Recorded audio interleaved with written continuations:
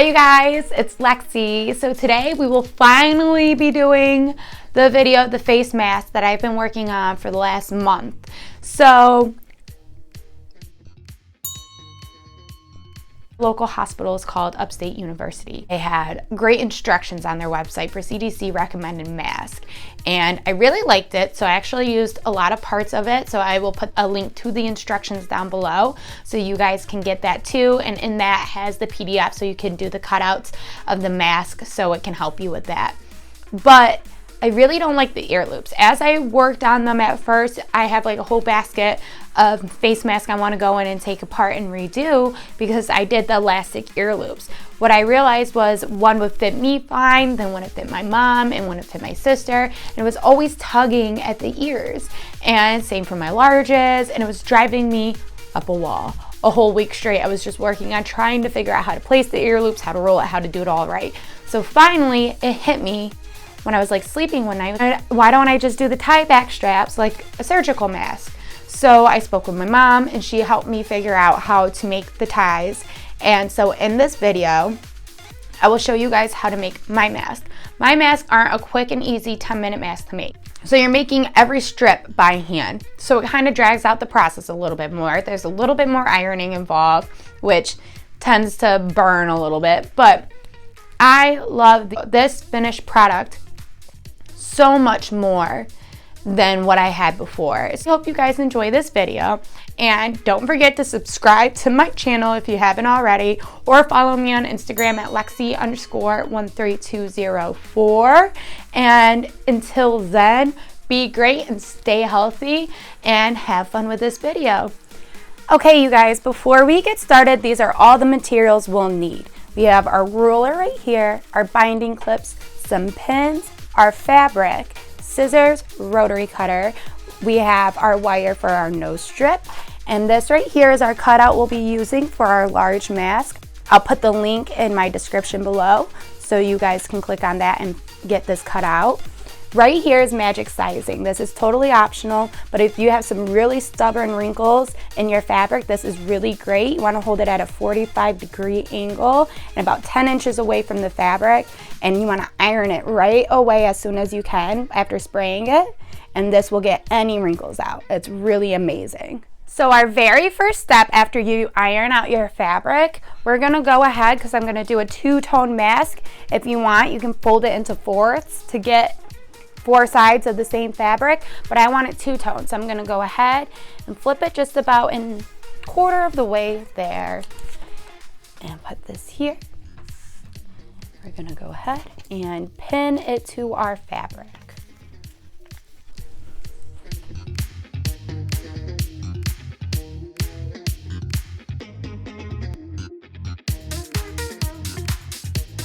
A little hint while you're going around the curve with the scissors, it might be easier to do smaller snips from the tip of your scissors to get around that curve really good, instead of doing long strokes and using the whole blade of the scissors.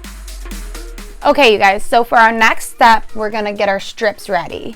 You're gonna go ahead and take a nice long strip that's about 18 to 20 inches, and we're gonna cut them all 1 inch thick. So it's really nice when you have a cutting mat like this. Just line it up on your yellow lines right here. Take your ruler, line it up at the 1 inch mark right here and right here. Get your rotary cutter. Ooh, gotta go this way. And hand firmly down and cut. Just like that.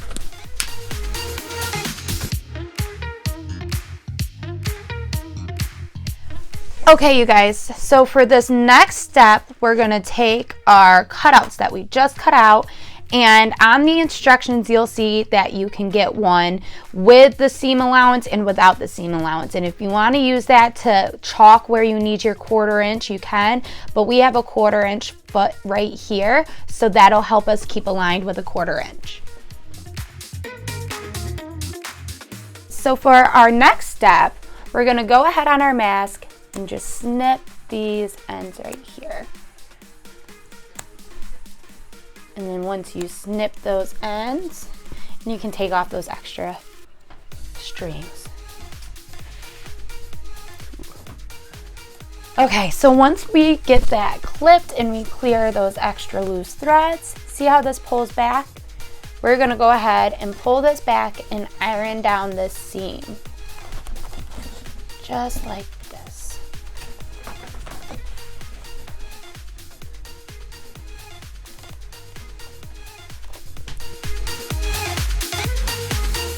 For our next step, we're gonna take the ends of our strips, fold it in about a 1/4 inch, and press that down. And then we're gonna do the same to our other end. Let that go down. And you can begin to start folding this ends like this. So it's just about looking just like that. And then you just go ahead and you iron straight down. Okay. And we can stop. Okay, you guys, now we're gonna go ahead and take our binding clips. Of course, you guys can get much fancier ones. These are just some old basic ones we had laying around our house.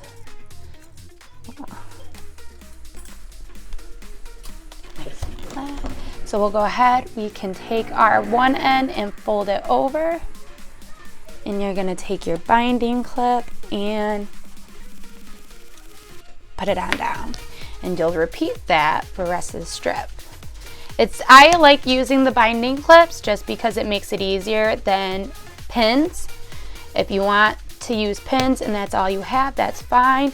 Just be careful because you'll probably prick yourself a few times.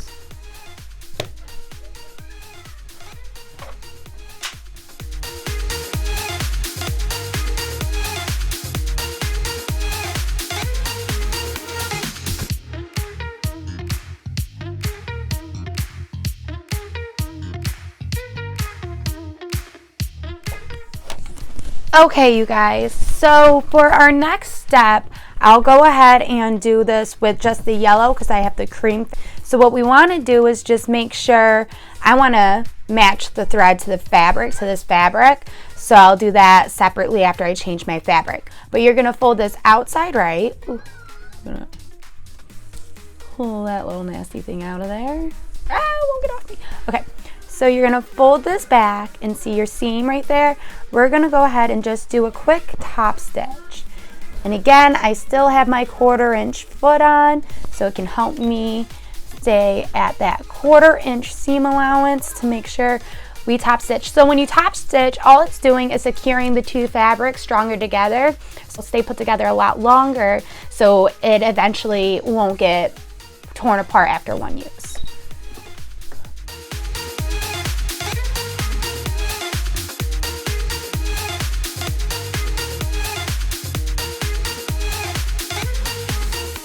Now you'll see me go ahead, I'm just gonna fold these ends about a 1/4 inch down, or like I said, when you cut out the printouts, you'll be able to have one with the seam allowance and without the seam allowance, and if you want, you can sketch all that out on here on the back to help you remember where to fold it. So I'm gonna go ahead, fold this about yay far.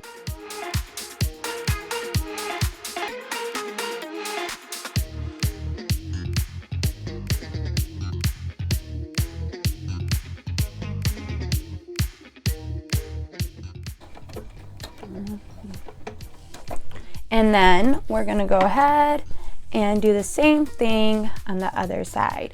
And of course, go ahead and remove loose threads. I forgot to do that on the last one. And you can kind of, if you want, flip it back inside out and, ooh, don't mind me, flip it inside out and measure your ends so they line up, right, like that.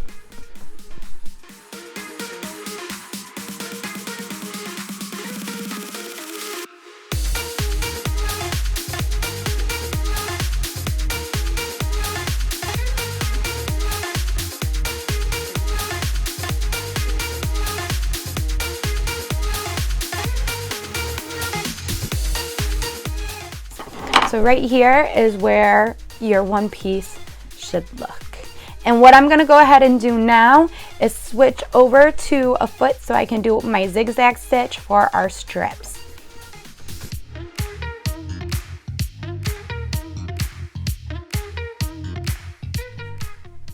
Okay, you guys, so now that I went through and did my entire zigzag stitch on here, I'm gonna go ahead at the end, and I like to go over with a second zigzag stitch just to secure the ends of this, because it's gonna get the most use with everybody tying it and everything. So I like to go ahead with a second zigzag stitch over the first one to really secure it and make sure it's really binded together.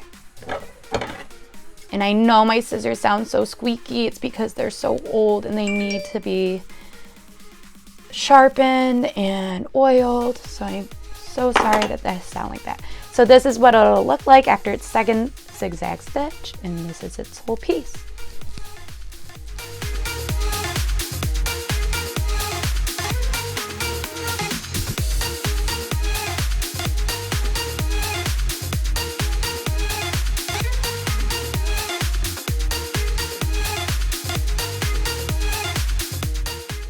So now you will take both your masks, put them like sides together, and I really like to get corner to corner really good and pin it down. Then you will do a 1/4 inch seam allowance on the top and bottom of the mask. Right here, you will then see me take my strips and the bottom and do a really good thick zigzag stitch to secure it in place.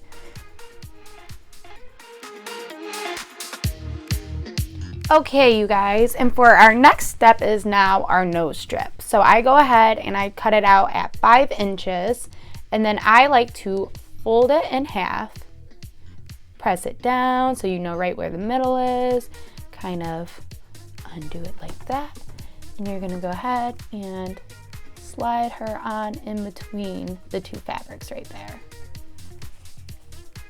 Pin it down. And then we're gonna go ahead and take it again. Do the same thing to the other side.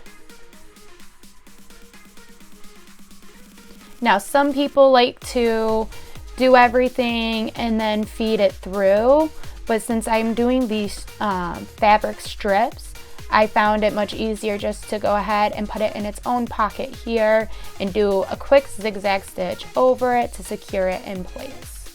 And once you have it pinned, you can kind of mess it around with it to make sure it's even on both sides. But typically from folding it down, I found out that it allows you to just naturally find the middle part.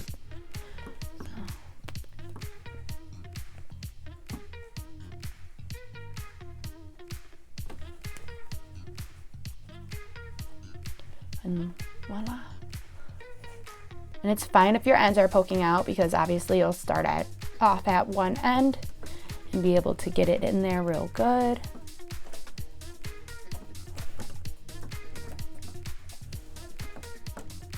And then go ahead and do your zigzag stitch.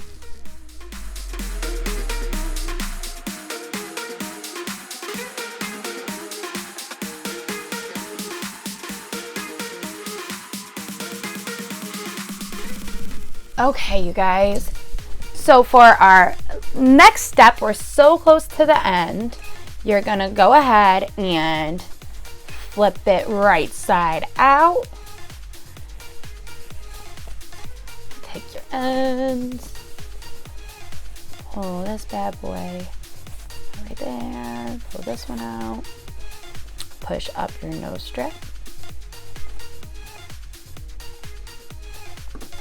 Now what I like to do when I am zigzagging my nose strip underneath, I like to go really light on the stitching with the zigzag, not as heavy as I do on the strips, just so it's easier to bend it into place. So you're going to take your strips, make sure your ends are all in there, and pin her down. And then we're just going to go through with the 1/4 inch foot and do a top stitch at the top to finish off your product, and then I'll do a zigzag stitch down the sides to secure the ends. And then your mask is done.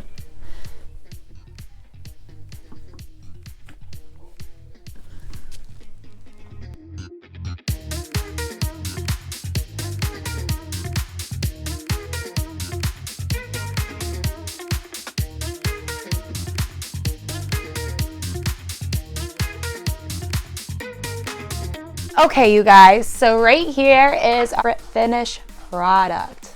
Look at that. So as you saw in the last video, there was some of the stitching over here pulling apart a little bit from the nose strip, which will happen sometimes. So I just did a little zigzag stitch around it, and you see a little bit of the blue fabric came out on the lining, but that is totally okay. Look at that. Here you go. You got a nice adult size mask right there. And I hope you guys enjoyed this video. Subscribe, and don't forget to follow me on Instagram at Lexi_13204. All right, you guys, until next time. Just so you guys know, you will be seeing a video of my mom's mask, of how to make the pleated mask, where you can insert a filter if you'd like. So stay tuned and be great. Bye.